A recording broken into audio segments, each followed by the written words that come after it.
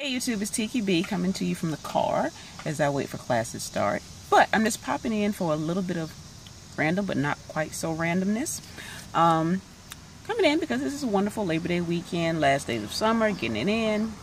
And I went down to visit friends this weekend, and my friend has a beautiful home, also has a saltwater pool.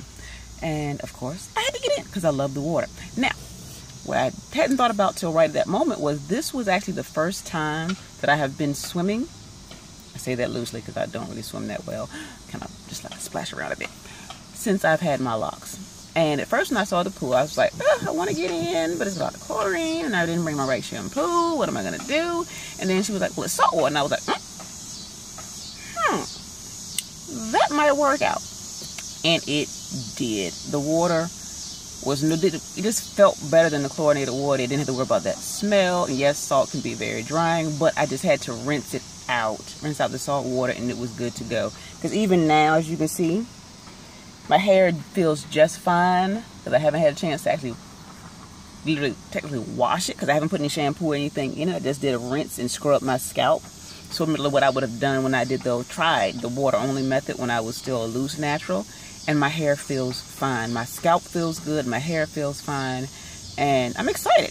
Downside is there aren't too many saltwater pools around. But it was good to know that, you know, if I go to the islands, which I like to do, and if I decide to get in the water, which I'm sure is saltier than the pool was, but I don't have to worry about it as much as I thought I would.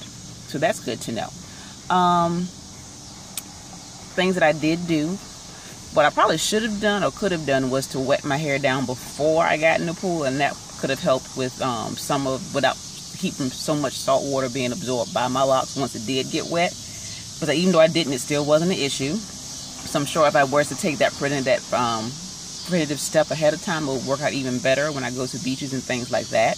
The other thing that I did was I did pull them up into a little top knot just to keep them because my hair doesn't, even though it's not heavy when my hair is dry, once it gets wet, it starts to feel quite a bit heavier. Not too heavy, but there's definitely a difference. And so by pulling them up into a ponytail before I actually dunked them in the water, it helped with the weight pulling on my scalp. So I'm hoping that's one of those steps that'll help with, reducing some of the amount of, weight and pressure being put on the individual locks. That way it'll, reduce some of the potential for breakage of my locks later on.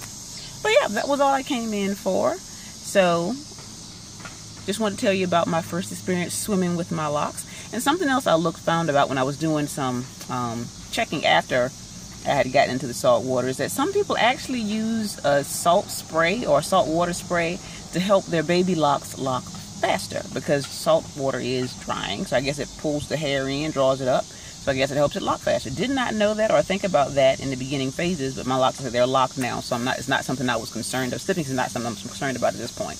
But yeah, that's about it. So yay. I'm excited about the whole saltwater experience. I just wish saltwater pools were more of a common thing.